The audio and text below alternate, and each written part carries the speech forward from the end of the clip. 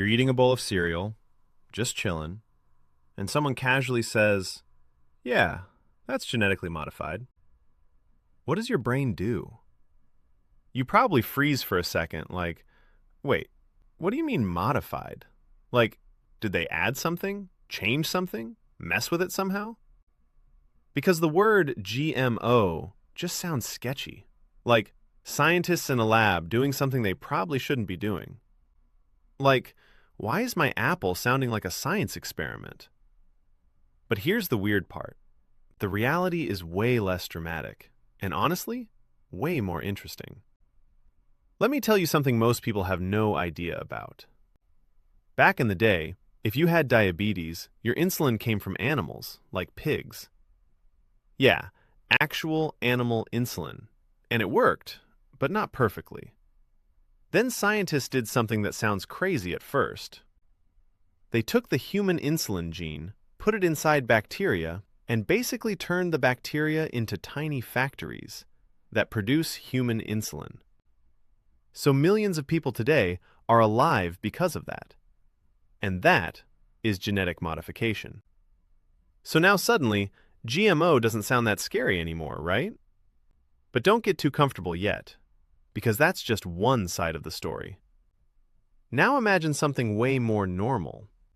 You cut an apple, leave it for a bit, and it turns that ugly brown color, like it just gave up on life. Yeah, someone looked at that and said, "We can fix that." So scientists modified apples so they don't brown as fast. Same apple, just less annoying. And it doesn't stop there. There's even a pineapple that's been modified to be pink because it has more of a specific antioxidant. Like, who even thinks of that? But now you start realizing something. GMOs aren't just one thing. You've got medical GMOs, convenience GMOs, and farming GMOs. And the farming ones are where things get interesting. Think about this. You're a farmer. You've got acres of crops.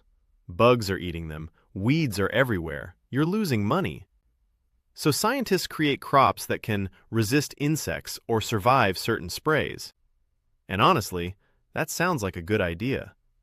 Less crop loss, more food, more efficiency. But then, you zoom out. And you realize this isn't just about one farm anymore. It's about how the entire food system works. Like, who owns the seeds? How much spraying is happening? What happens long term? And now it starts feeling less like science and more like decisions. Because the truth is, GMOs themselves, they're just a tool. The same tool that creates life-saving medicine, fixes small everyday problems, helps grow more food, can also be used in ways people don't fully trust. And that's why this whole topic feels confusing.